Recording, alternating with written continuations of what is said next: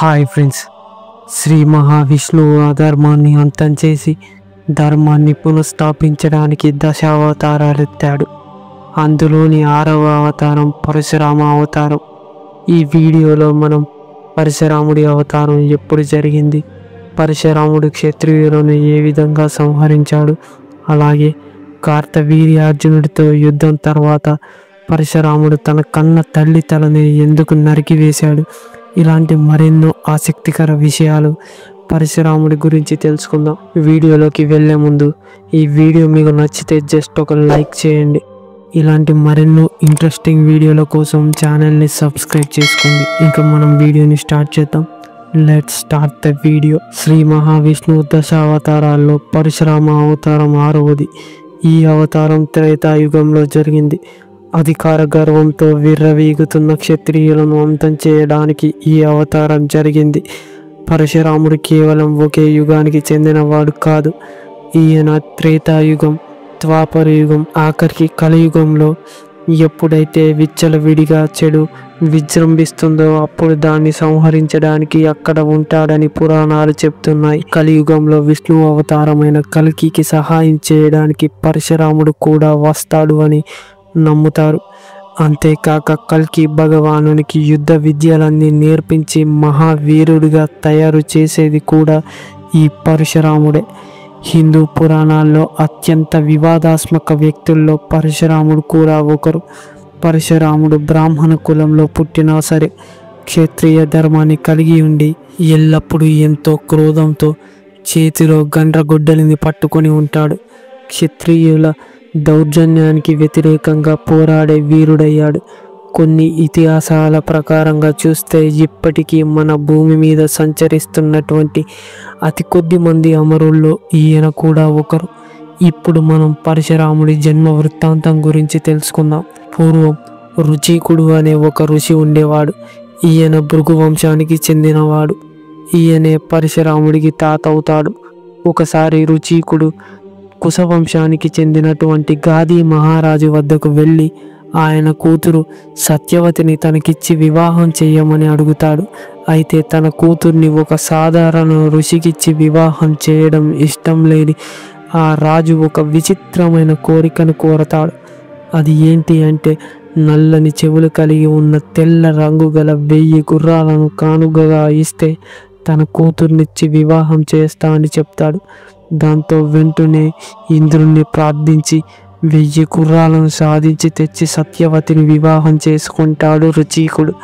అయితే ఇది ఇలా ఉండగా ఒకరోజు గాదిరాజు దంపతులు పుత్ర సంతానం కోసం ఏ పూజలు చేయాలి అని రుచీకుడిని అర్థిస్తారు. అప్పుడు ఆయన 2 రకాల హోమ ద్రవ్యాలను తయారు చేసి భార్య సత్యవతికిచ్చి ఇలా అంటాడు: వీటిలో ఒక ద్రవ్యాన్ని తింటే క్షత్రియ నాశకుడు అజయుడు వంటి క్షత్రియ కుమారుడు జన్మిస్తాడు. దీన్ని మీ అమ్మకి ఇవ్వు. మరొక ద్రవ్యాన్ని తింటే తపో సంపన్నుడు అయిన ఉత్తముడు జన్మిస్తాడు అని భార్యకు చెప్పి రుచీకుడు స్నానం చేయడానికి వెళ్తాడు. అప్పటికే అక్కడికి వచ్చిన తన తల్లిదండ్రులకు ఈ విషయాన్ని చెబుతుంది సత్యవతి. అయితే సత్యవతి తల్లి స్నానం చేసి వచ్చి ఆ ద్రవ్యాన్ని స్వీకరించాలనుకుంటుంది. ఆమె తల్లి అనుకున్నట్టే స్నానాది కార్యాలు పూర్తి చేసుకుని వచ్చి ఆ ద్రవ్యాన్ని స్వీకరించబోతుండగా పొరపాటున ఒకదానికి బదులుగా మరొక ద్రవ్యాన్ని స్వీకరిస్తుంది. కాసేపటికి ఆశ్రమానికి తిరిగి వచ్చిన రుచీకుడు జరిగిందంతా తన దివ్య దృష్టితో చూసి తెలుసుకుంటాడు. జరిగిన పొరపాటు వల్ల నీ తల్లికి బ్రాహ్మణ తేజస్సు గల పుత్రుడు జన్మిస్తాడు, నీకు పరమ క్రూరుడు పుడతాడు అని చెప్తాడు. ఫలితంగా రుచీకుడు కుమారుడిగా జమదగ్ని, గాది కుమారుడిగా విశ్వామిత్రుడు పుడతాడు. జమదగ్నికి పుట్టుకతోనే కోపం చాలా ఎక్కువ. ఈ జమదగ్నికి పురుషోత్తముడి అంశతో జన్మించిన వాడే పరశురాముడు. పరశురాముడు జమదగ్ని ముని రేణుకాదేవి యొక్క చిన్న కొడుకుగా జన్మిస్తాడు. పరశురాముడు చిన్నతనం నుండే చాలా తెలివైనవాడు. అలాగే పెద్దల పట్ల చాలా గౌరవం, విధేయతని కలిగి ఉండేవాడు. ఆయన చిన్న వయసులోనే వేదాలను అవపోసన పట్టినవాడు. యుద్ధ కళల్లో ఎంతో ప్రాధాన్యతని సంపాదించాడు. అతను తన తల్లిదండ్రులకు మరియు ఆయన గురువు అయినటువంటి శివుడికి ఎంతో అంకిత భావంతో ఉండేవాడు. అయితే పరశురాముడిది భార్గవరాముడు, వీరరామ, జమదగ్ని అనే పేర్లతో కూడా పిలుస్తారు. ఫ్రెండ్స్, పరశురాముడి అసలు పేరు ఏంటో మీలో ఎవరికైనా తెలిస్తే కామెంట్లో తెలియజేయండి.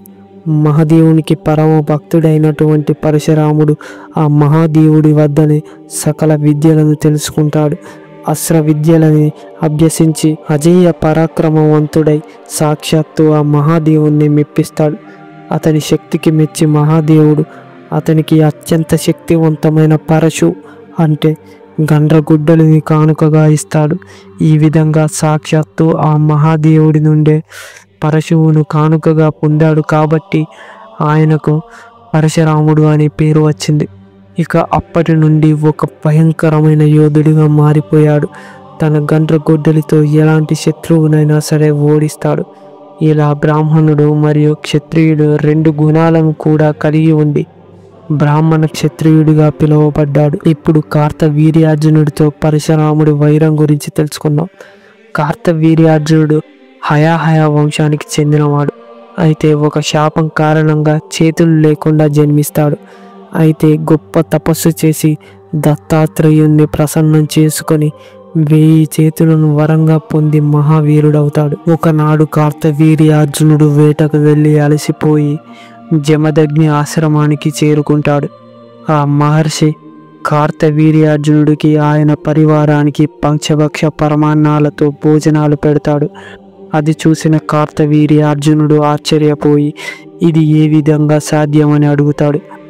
అప్పుడు జమదగ్ని తన దగ్గర కామధేనువు ఉంది అని దానివల్లనే ఇది సాధ్యమైందని చెప్తాడు. దాంతో ఆ గోవును తనకి ఇవ్వమని రాజు కోరుకుంటాడు. దానికి జమదగ్ని నిరాకరిస్తాడు. కానీ కార్తవీర్యార్జునుడు బలవంతంగా ఆ గోవును తీసుకువెళ్తాడు. తర్వాత ఇంటికి వచ్చిన పరశురాముడు విషయాన్ని తెలుసుకొని మాహిష్మతికి వెళ్ళి కార్తవీర్యార్జునుడితో భీకర యుద్ధం చేస్తాడు. పరశురాముడు తన గండ్రగుడ్డలితో కార్తవీర్యార్జునుడి 1000 చేతులు తలని నరికివేస్తాడు. తరువాత తిరిగి వచ్చి ఈ విషయాన్ని తన తండ్రికి చెప్తాడు. దాంతో జమదగ్ని పరశురాముణ్ణి మందలించి పుణ్యతీర్థాలను సందర్శించి రమ్మని చెబుతాడు. ఆ విధంగా పరశురాముడు 1 సంవత్సర కాలం పాటు వివిధ పుణ్యక్షేత్రాలను సందర్శించి వస్తాడు. ఇప్పుడు అసలు పరశురాముడు తన తల్లి తలను ఎందుకు నరికి వేశాడో తెలుసుకుందాం. ఒకరోజు పూజ కోసం గంగా జలాన్ని తీసుకురమ్మని తన భార్య రేణుకాదేవిని ఆజ్ఞాపిస్తాడు జమదగ్ని. ఎంత మాత్రం ఆలస్యం చేయవద్దని పూజకు సమయం మించిపోకుండానే జలాన్ని తీసుకురమ్మని చెప్తాడు.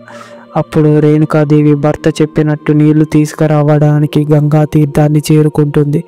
అయితే నీళ్లు తీయబోతుంటే అక్కడ గంగా నదిలో గంధర్వులు కనిపిస్తారు.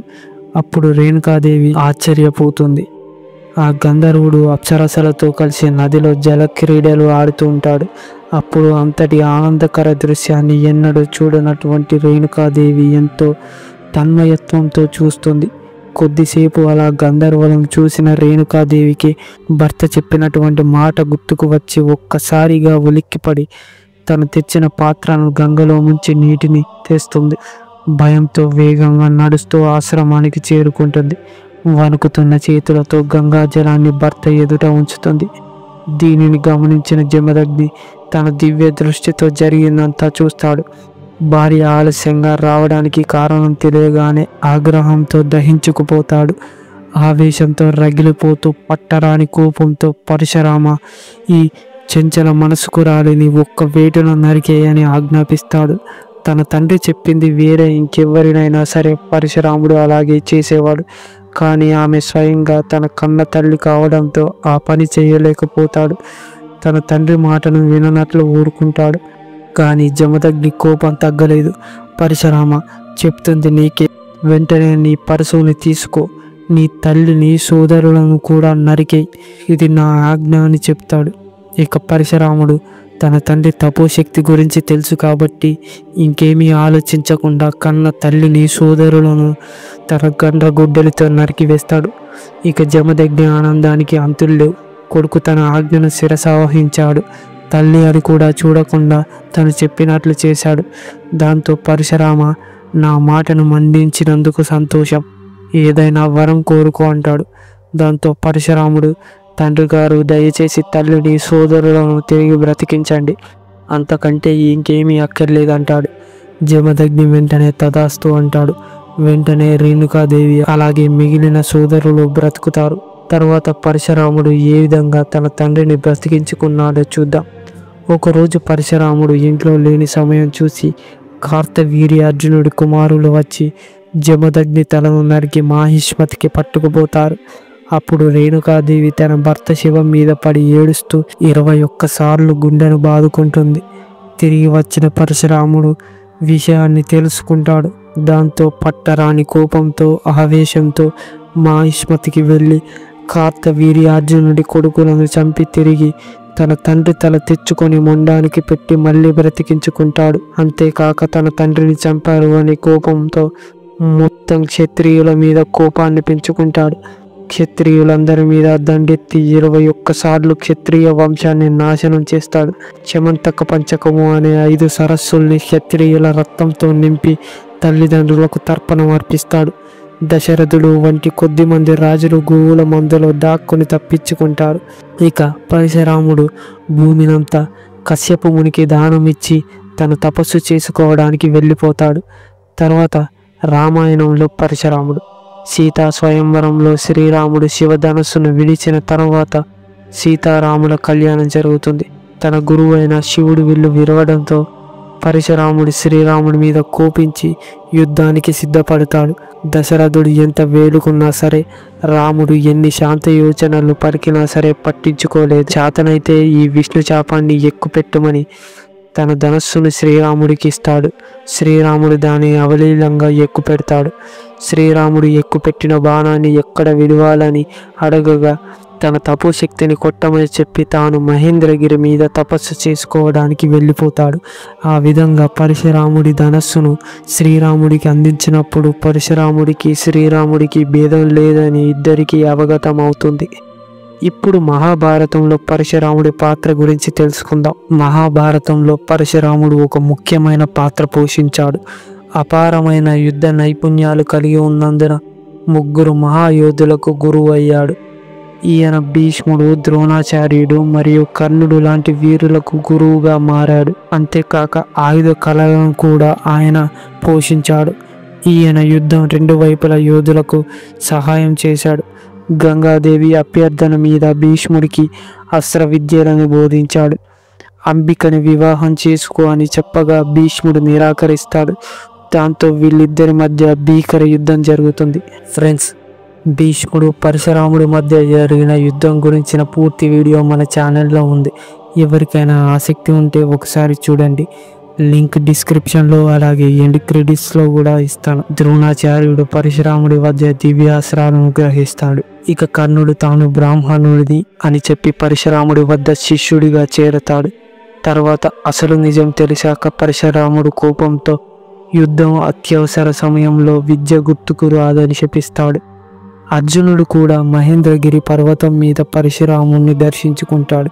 ఇప్పుడు పరశురాముడు గణేశుడి మధ్య యుద్ధం గురించి తెలుసుకుందాం. పరశురాముడు ఒకసారి తన గురువు అయిన పరమేశ్వరుడిని దర్శించుకునేందుకు కైలాసం వెళతాడు. ఆ సమయంలో ఎవరిని లోనికి రానివ్వకూడదు అని శివపార్వతులు ఆజ్ఞాపించడంతో గణేశుడు ప్రవేశ ద్వారం వద్ద అడ్డగిస్తాడు. కోపంతో పరశురాముడు తన పరశువుతో గణేశుడి ఎడమదంతాన్ని కత్తిరిస్తాడు. తన తండ్రి శివుడి వరప్రసాదమైనటువంటి పరశువు మీద ఉన్న గౌరవంతో వినాయకుడు తన దంతాన్ని సమర్పించుకుంటాడు. అప్పటి నుండే వినాయకుడికి ఏకదంత అనే పేరు కూడా వచ్చింది. ఇప్పుడు మనం పరశురాముడి క్షేత్రాలు ఎక్కడ ఉన్నాయో కూడా తెలుసుకుందాం. ఈ మొత్తం భూమినంతా కశ్యప మునికి దానం ఇచ్చిన తర్వాత పరశురాముడికి తపస్సు చేసుకోవడానికి చోటుండదు. దాంతో తను పరశువును సముద్రంలో విసురుతాడు. ఆయన మీద ఉన్న గౌరవంతో అంతవరకు సముద్రుడు వెనక్కి తగ్గుతాడు. ఆ విధంగా వెలువడిన భూభాగమే ఇప్పుడు మనం చూస్తున్నటువంటి కేరళ.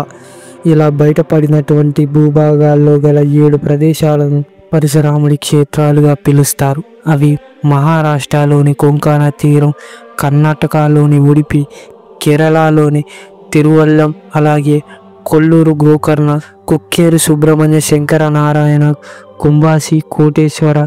ఇవే కాక రాజస్థాన్లోని కుంభాల్కట్, మధ్యప్రదేశ్లోని జాన్పాక్ ప్రాంతాల్లో ఈయన ఆలయాలు ఉన్నాయి. అరుణాచల్ ప్రదేశ్లోని లోహిత్ జిల్లాలో పరశురాముని కుండ ఉంది. ఈ కుండంలో స్నానం చేస్తే పాపాలన్నీ నశిస్తాయి అని భక్తుల నమ్మకం. ముఖ్యంగా మకర సంక్రాంతి రోజున అక్కడ స్నానం చేస్తే ఎంతో పుణ్యప్రదమని భావిస్తారు. ఇక పరశురాముడి జయంతి. పరశురాముడి జయంతి హిందూ మాసమైన వైశాఖ మాసంలో శుక్లపక్షం 3వ రోజున వస్తుంది. ప్రదోషకాల సమయంలో తృతీయ ప్రబలంగా ఉన్నప్పుడు పరశురాముడు జన్మించాడని చెప్తారు. పరశురాముడి పుట్టుకకి అక్షయ తృతీయకి గల మధ్య సంబంధం ఏమిటి? అక్షయ తృతీయ రోజున బంగారాన్ని కొనాలి అని చాలామంది నమ్ముతారు. కానీ నిజానికి అక్షయ తృతీయ అంటే ఆ రోజు ప్రారంభించిన ఏ పని అయినా సరే అంతిమంగా విజయం లభిస్తుంది అనే అర్థం వస్తుంది. అందుకే త్రేతాయుగం, ద్వాపర యుగం మరియు కలియుగం ఇలా అన్ని యుగాల్లోనూ పుణ్య కార్యాలను మొదలు పెడుతూ వచ్చారు. అక్షయ అంటే శాశ్వతమైన లేదా ఎప్పటికీ తరగనిది అనే అర్థం వస్తుంది. సరిగ్గా ఇదే రోజు పరశురాముడు జన్మించాడు. ఇక పరశురాముడికి అక్షయ తృతీయకి గల మధ్య సంబంధం ఏమిటి అంటే ఆ రోజు జన్మించినందునే పరశురాముని కీర్తి శాశ్వతంగా నిలిచిపోయిందని అంటారు.